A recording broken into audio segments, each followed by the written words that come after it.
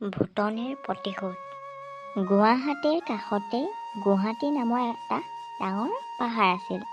পাহাৰটোত এজনী ভূত আছিল আৰু গুৱাহাটীত থকা মানুহখিনিয়ে সেই ভূতজনীৰ মাতটো শুনিলেই ভয়ত কঁপি যায় আৰু সেই গুৱাহাটীৰ মানুহখিনি সেই পাহাৰটোৰ ওচৰলৈ যাবলৈ কোনেও সাহস কৰা নাছিল।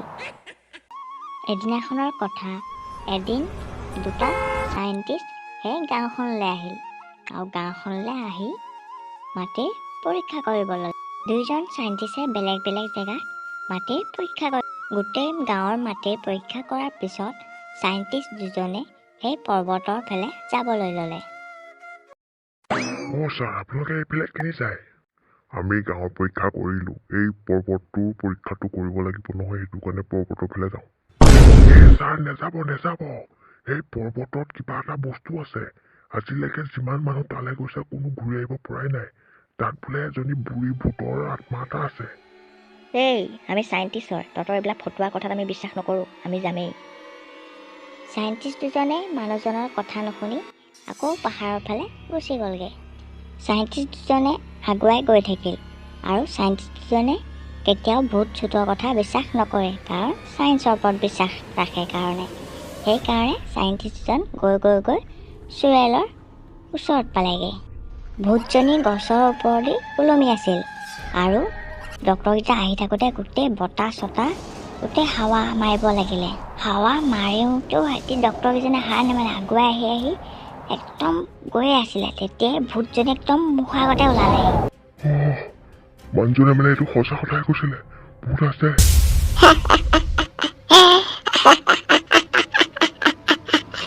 আমাৰ ভুল হৈ গ'ল, আমাক মাফ কৰি দিয়ক, আমাক যাব দিয়ক, অনুগ্ৰহ কৰি যাব দিয়ক, আমাক ক্ষমা কৰক, যাব দিয়ক প্লিজ। তহঁতি ইয়ালৈ আহিলি তেতিয়া তহঁতি এতিয়া মৰিবই লাগিব। ভূতজনীয়ে দুয়োটা চাইণ্টিষ্টক হাতেৰে ডিঙি দুটা ধৰি দাঙি দিলে। তেতিয়াই এটা বাবাৰ ঘুঙুৰুৰ আৱাজ আহিবলৈ ল'লে। অঘৰী বাবাটোৱে জোৰছে ঘুঙুৰু বজাই ভূতজনীৰ ওচৰলৈ আহিবলৈ ল'লে। ঘুঙুৰুৰ আৱাজ বেছি ওচৰলৈ আহিব লাগিলে। চোৰেলে ঘুঙুৰুৰ আৱাজ শুনি ভয়তে গম পাই গ'ল যে এটা বেছ আহিছে বুলি। সেইকাৰণে ভূতজনীয়ে মানুহ দুটা তাতে এৰি ওপৰলৈ লৰ মাৰিলে। চাইণ্টিষ্ট দুজন তললৈ ধামকৈ হৈ পৰিলে। তাৰপিছত দুইজন চাইণ্টিষ্টে বাবাজনৰ ভৰি চুই ধন্যবাদ জনালে। আমাৰ প্ৰাণ ৰখাৰ বাবে ধন্যবাদ বাবাজী, আপুনি আমাক বচালে, আজি নতুন প্ৰাণ দিলে। একো নাই, তোমালোক ইয়াত নতুন হয়, তোমালোক এতিয়া ইয়াৰ পৰা গুচি যোৱা। আমি এতিয়াই যাম। তাৰে এজন চাইণ্টিষ্টে তাৰ পৰা অলপ মাটি লৈ পকেটত ভৰাই সেইখিনিৰ পৰা গুচি গ'লগৈ। দুইটা চাইণ্টিষ্ট গৈ নিজৰ লেবত গৈ পালেগৈ। আজিৰ দিনটো মই কেতিয়াও নাপাৰোঁ দেই। আৰু ভূতনিও থাকে। কি যে আমি পৰ্বতৰ পৰা মাটি আনিবলৈ গৈছিলোঁ চেম্পল ল'বলৈ। ভাল আমি জিন্দা আহিলোঁ যেন দেই। ভাল, সেই বাবাজনে আমাক বচালে আজি। যিয়ে নহওক, মই মাটি অলপ লৈহে আনিলোঁ। তই বেলেগ মানুহ আমি মৰিবই ধৰিছিলোঁ আৰু তই মাটিৰ এতিয়া চিম্পুলৰ কথাহে ভাবি আছ। মোৰ আগতে আইতাই কৈছিলে যে যোনখিনি জেগাত সোণ চোন থাকে ন, সেইখিনি ভূত চোতে বোলে বাঁহ লৈ থাকে। আৰু সেইকাৰণে মই আজি চাওঁচোন সেই জেগাটো সঁচাকৈ সোণ চোন আছে নাই পৰীক্ষা কৰিলেই গম পাই যাম। চাইণ্টিষ্টজনে মাটিখিনি পৰীক্ষা কৰিলে। চাই ল এইখিনি ভালকে। এইখিনিতো সোণৰ মাটি হয় বে। পুৰা খাৰা চনা হয়।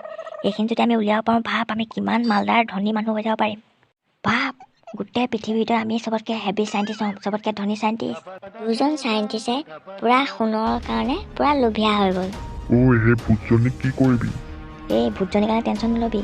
এই বাবাজন আছিলে নহয়, বাবাজনৰ ওচৰলৈ যাম আকৌ। দুইজন চাইণ্টিষ্ট সেই অঘৰী বাবাটোৰ ওচৰত পাই গ'লগৈ।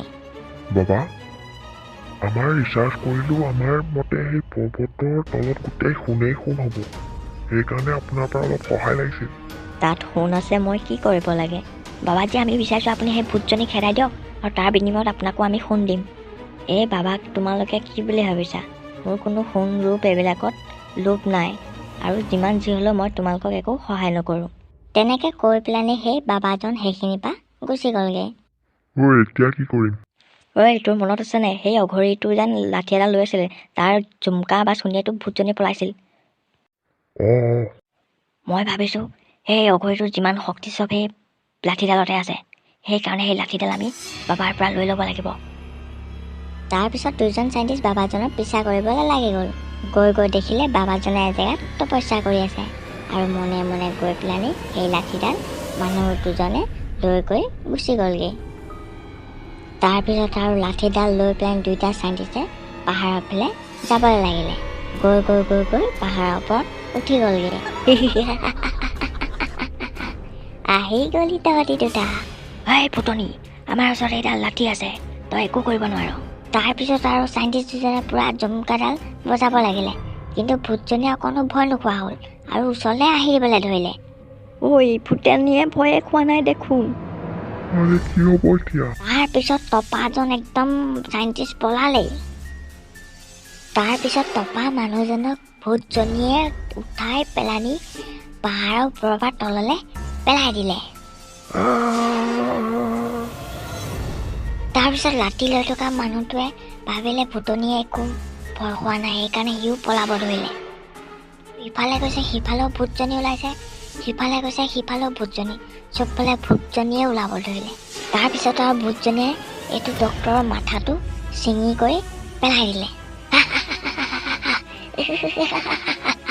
মোৰ বটলা পুৰা হৈ গ'ল।